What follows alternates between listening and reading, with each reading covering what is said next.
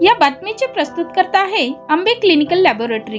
वरुड शहरात अत्याधुनिक मशीनने सुसज्ज लॅब म्हणजेच आंबे क्लिनिकल लॅब। यांचा पत्ता आहे महात्मा फुले नगर, बंदे हॉस्पिटल समोर, वरुड। आपल्या मोर्शी तालुक्याच्या एक प्रांत कार्यालय, तहसीलदार कार्यालय याच्या इमारतीच्या उद्घाटनासंबंधी या ठिकाणी या कार्यक्रमामध्ये जेव्हा आम्ही इमारतीमध्ये आलो तेव्हा एक चांगल्या पद्धतीने या इमारतीची रचना करण्यात आली। इमारतीमध्ये प्रशासकीय कार्याची वेगवेगळ्या पद्धतीने त्या ठिकाणी रचना करत असताना मला या ठिकाणी सांगण्यात आलं की संजय गांधी आणि जे वेगवेगळे विभाग आहेत त्या विभागामध्ये अपंग या ठिकाणी वृद्ध लोकांना यावं लागतं, त्यामुळे ते कार्यालय खाली घेतले।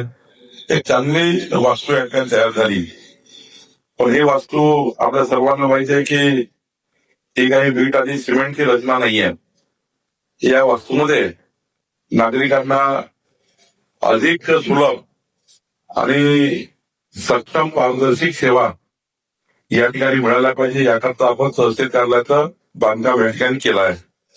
आणि खऱ्या अर्थाने शासनाच्या संपूर्ण सेवा समाजाच्या शेवटच्या व्यक्तीपर्यंत पोहोचवण्याकरता जी कार्यालयाची गरज असते ती कार्यालयाची गरज आपण या ठिकाणी भागवली आहे। हे करत असताना जे आता अनेक आपल्या वक्त्यांनी अपेक्षा व्यक्त केल्या, माननीय खासदार अमर काळेजींनी, डॉक्टर बोंडेजींनी, यावलकरजींनी अपेक्षा व्यक्त केल्या, राजेश वानखेडेंनी सांगितलं की महसूल खातं हे अधिक लोकाभिमुख व्हावं, अधिक पारदर्शी व्हावं, अधिक गतिमान व्हावं, याकरता या कार्यालयाच्या माध्यमातून आपल्याला पुढच्या काळामध्ये प्रचंड काम करावं लागणार आहे। कार्यालयाची इमारत जरी सुसज्ज तयार झाली तर या कार्यालयातनं होणारं कामकाज मात्र या ठिकाणी खऱ्या अर्थाने याची अपेक्षा लोकांच्या आहे। या कार्यालयात आलेला कुठलाही व्यक्ती हा शेतकरी शेतमजूर या कार्यालयातून परत जाऊ नये आणि त्यामुळे या कार्यालयामध्ये तशी व्यवस्था उभी केली पाहिजे, अशाही या ठिकाणी अपेक्षा या व्यासपीठावरून आपल्याला देण्यात आलेल्या आहे। त्या अपेक्षेचं पालन करणे ही माझ्या सहित तुमची जबाबदारी आहे। की मुख्यमंत्री बळीराजा पांढर रस्ते योजनेमध्ये यावलकरांच्या अध्यक्षतेखाली आपण समिती बनवली। यावर्षी आपण समितीच्या माध्यमातून आज 15 कोटी रुपये आपण या ठिकाणी यावलकरांची यावर्षी अमर काळेजी आपल्या त्या ठिकाणी जे डीपीसी चर्चा झाली होती त्यात 18 कोटी रुपये आता यावर्षी मी मुख्यमंत्री बळीराजा पांढर रस्ते योजनेला दिले आहेत। त्याचं बायफर्केशन आता करतोय आपण विधानसभा वेळी। एवढंच नाही, यावर्षी आता 25 कोटी रुपये पुन्हा या एप्रिलमध्ये आपण देतोय, जेणेकरून पुढच्या 5 वर्षामध्ये शेतकऱ्यांचे रस्ते बारमाही झाले पाहिजे। आणि एवढंच नाही, यावर्षी बजेटमध्ये माननीय मुख्यमंत्री देवेंद्र फडणवीसजींनी मुख्यमंत्री बळीराजा पांढर रस्ते योजनेकरता वेगळं बजेट हेड काढून जसं प्रधानमंत्री ग्राम सडक योजना आहे त्याच धर्तीवर डीपीसीचे पैसे वेगळे, डीपीसीच्या माध्यमातून 12 योजनांचे पैसे वेगळे, म्हणजे 12 योजनांचं पांढर रस्त्याला पैसे देता येतील। डीपीसीच्या माध्यमातून आपण या ठिकाणी गतिमान शासनाच्या योजनेच्या माध्यमातून मदत करतोय। आणि आता देवेंद्र फडणवीसच्या बजेटमध्ये जे 1000 कोटी रुपये मिळाले आहे, प्रत्येक आमदारांना आम्ही 10,000 कोटी रुपये देतोय, ज्यातनं या ठिकाणी अमरावती जिल्ह्याला पुन्हा 60 कोटी रुपये मिळतील। आणि त्यातनं अमरावती जिल्ह्याला यावर्षी आपण शेतकऱ्याचे रस्ते मजबूत करण्याचा आणि सरळ सोपं केलाय।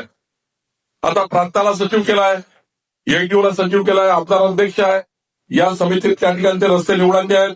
आणि या भागातल्या शेतकऱ्याच्या शेतमजुरांचे जे ट्रॅक्टर्स आहे, जे ट्रॅक्टर आहे, जेसीपी आपल्या गावातल्या या ठिकाणी गावागावामध्ये जेसीपी आहेत त्या वापरायचे आहेत। आणि काही करून 12 लाख रुपये किलोमीटर मध्ये मी तर त्या संस्थेचं अभिनंदन करतो। कुठली संस्था ती?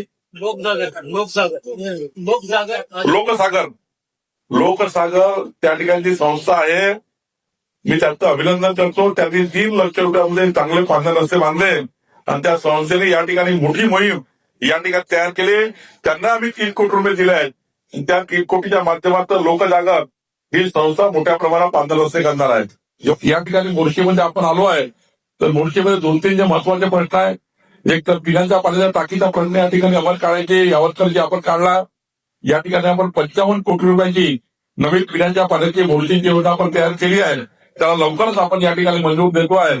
तोपर्यंत ही टाकी पडू नये, त्या ठिकाणी ऍक्सिडेंट होऊ नये, मी जिल्हाधिकाऱ्याला सूचना देणार आहे की पुढच्या आठवड्यात जिल्हाधिकारी स्वतः या टाकीमध्ये काय त्या ठिकाणी पुढच्या काळामध्ये किती त्याची ग्रॅव्हिटी आहे चेक करतील, कारण आमदार खासदार टाकतात आहे, तर निश्चितपणे त्या ठिकाणी त्या टाकीमुळे कुठला ऍक्सिडेंट होणे याची काळजी आपल्याला घ्यायची आहे. एवढंच नाही, या ठिकाणी मी वारंवार सांगेल मोर्शी नगरपालिकेला घनकचऱ्याचं व्यवस्थित संगोपन केलं पाहिजे, त्या ठिकाणी घनकचरा निर्मूलन काम केलं पाहिजे. या ठिकाणी मला ही मागणी आली आहे की मागं मोर्शीच्या भाषणामध्ये मी जेव्हा नगराध्यक्षाच्या निवडणुकीमध्ये प्रचाराला आलो होतो तेव्हा मी आवर्जून सांगितलं होतं की जर नगराध्यक्ष भारतीय जनता पार्टीचा निवडून आला तर आम्ही या ठिकाणी या शहराचा सिटी सर्व्हे करून देऊ, या सर्वांचं शहराचं सिटीएस करून देऊ आणि या शहराची संपूर्ण मोजणी करून देऊ, ज्यातनं प्रत्येकाला त्याचा प्रॉपर्टी कार्ड मिळेल, घराची लांबी किती, घराची रुंदी किती, घराची उंची किती, तुमच्या घराचं पूर्ण मॅपिंग करून तुम्हाला त्या ठिकाणी तुमच्या घरचं प्रॉपर्टी कार्ड तुम्हाला आणून देण्याची जबाबदारी चंद्रशेखर बावनकुळेची असं भाषण मी दिलं होतं. पण मी शेवटी निवडणुकीचं राजकारण निवडणुकीच्या वेळीच असतं. आपण सर्व जे लोक आहोत, अमर काळजी का पक्षाचे आहे, मी का पक्षाचे आहे, उलाने का पक्षाचे आहे, आपण जरी विविध पक्षाचे असलो तरी पक्षीय राजकारण फक्त निवडणूक करता असतं, बाकी काळामध्ये कुठेही पक्षाचं राजकारण करायचं नसतं. खरं तर समाजाच्या शेवटच्या माणसाच्या विकासाकरता आपल्याला काम करायचं आहे. एकदा कुठलाही व्यक्ती निवडून आला तो पक्षाचा नसतो, तो त्या भागातल्या जनतेच्या संपूर्ण कामाकरता तो जबाबदार असतो. नगराध्यक्षाच्या कुठल्या पक्षाचा जरी असल्या निवडून येताना आता नगराध्यक्षाला संपूर्ण ज्यांनी मत दिलं त्याचेही धन्यवाद, नाही दिलं त्याचेही धन्यवाद, ज्यांनी मत दिलं त्याचेही काम करू, नाही दिलं त्याचेही काम करू, या भूमिकेतनं निवडून आलेल्या प्रतिनिधींनी काम करायचं आहे.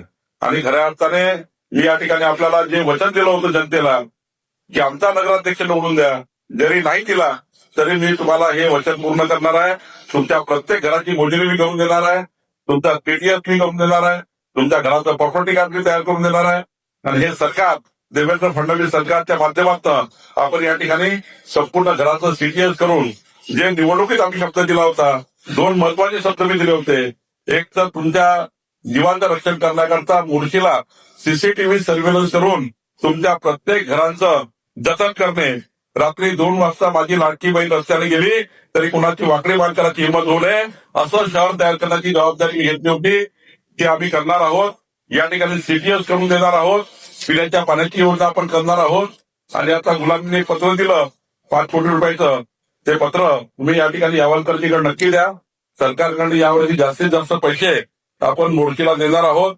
एवढंच नाही तर आता आपण या ठिकाणी पुढच्या मंत्रिमंडळाच्या बैठकीमध्ये 1 जानेवारी 2011 पूर्वी जे जे लोक सरकारी जागेवर बसलेले आहेत या महाराष्ट्राचे, त्या सर्वांना पट्टे वाटप करून त्या लोकांचे घर कायदेशीर करून देण्याचा निर्णय करणार आहे. आता मी जो शासन निर्णय पाठवणार आहे त्यामध्ये आता नगरपालिकेकरता एडीओला प्रमुख करणार आहे, ग्रामीण भागाकरता तहसीलदारला प्रमुख करणार आहे आणि महानगरपालिकेकरता कलेक्टरला प्रमुख करणार आहे. आणि त्यामुळे त्या भागातले सर्व पट्टे वाटप करणे, जे मोर्शी शहरातले सर्व पट्टे वाटप करण्याची जबाबदारी आमच्या पवारवर जाणार आहे, ग्रामीण भागातले तहसीलदारकडे जाणार आहे. आणि त्यामुळे पुढच्या 1.5 महिन्यामध्ये कुठलाही पट्टा शिल्लक राहू नये याचं काम आपल्याला पुढच्या काळात करायचं आहे. मी एकच सांगेल, खऱ्या अर्थाने मला गोष्टीचा अभिमान आहे की उमेश यावलकर सारखा एक सज्जन, इमानदार, चांगला कार्यकर्ता विधिमंडळातले आमदार आहे. आणि मला या गोष्टीचा अभिमान आहे की उमेश यावलकर असे गरीबी जातात मंत्र्याकडे, होते पाहून या, जमून घ्या ना, होते पाहून घ्या ना. आता आम्ही मंत्री लोक असे केवळ तर त्यामुळे श्रेय करावी. त्यामुळं तुम्ही असे आमदार निवडले आहे की आम्ही 44 मंत्री, माननीय मुख्यमंत्री स्वतः यावलकर आले तर यावलकरला बाजूला बसवतात आणि यावलकर जेवढे पत्र येतात त्यावर सही केल्याशिवाय मुख्यमंत्री राहत नाही आणि माझं तर जीवन घेतात. जे येतात तुझे म्हणजे आता मी आज नाही म्हटलं बाबा कार्यक्रम काय एवढे कार्यक्रम आहे, नाही आज तुम्ही नागपूरला जाता इकडून जा तुम्ही. आता मी एवढा आज कशा नाही, एवढा बिझी आहे मी. म्हणजे असे जीवावर बसतात की ठीक आहे. पण तरी आता एक चांगला सज्जन, इमानदार, चांगला कार्यकर्ता उमेश यावलकर निवडून आले आहेत. त्यांची भावना अशी आहे की त्यांच्या कार्यकाळामध्ये मोर्शीवरून विधानसभेमध्ये सर्व पट्ट संपलेलं आहे. डॉक्टर बोंडेची खासदारची साथ त्यांना आहे, दिल्लीमध्ये बोंडेची आहे, अमर काळेजी सोबत आहे. आणि त्यामुळे इकडे खासदार आहे, इकडे आमदार आहेत, इकडे नगराध्यक्ष, इकडे मी आहे. आणि आता सर्वांनी आपापलं राजकारण बोलायचं आहे फक्त त्याचं. जेव्हा 2029 तेव्हा आपण पुन्हा निवडणुका लढू, पुन्हा चांगलं भांडू, व्यवस्थित भांडू, पुन्हा ज्याला मोजून जायचे लोक मत येतील. पण 2029 मात्र आता मोर्शीला उत्कृष्ट नगरपालिका करणे, मोर्शी विकसित मोर्शी करणे, मोर्शीला सर्व समस्यापासून दूर करणे आणि मोर्शीला जास्तीत जास्त मदत करणे, हेच काम आपल्याला पुढच्या काळात करायचं आहे. फक्त प्रशासनाला माझी विनंती आहे की उद्घाटनाकरता मी आलो आहे तर या कार्यालयाचं नाव मात्र खराब होऊ नका. तुम्हाला माहित आहे मी कोणाला सोडत नाही. एकदा माझ्या ह्याच्यात आला की माझी रेडलाईन पडली की मी काही पडत नाही तुला, आणि त्यामुळं या बिल्डिंग मध्ये कोणताही भ्रष्टाचार होणार नाही. ही बिल्डिंग पवित्र इमारत आहे. जसं आपण आपल्या मुलाबाळाकडे पाहून आपलं घर चालवतो, आपल्याकडे आलेला प्रत्येक माणूस आपल्या परिवाराचा आहे.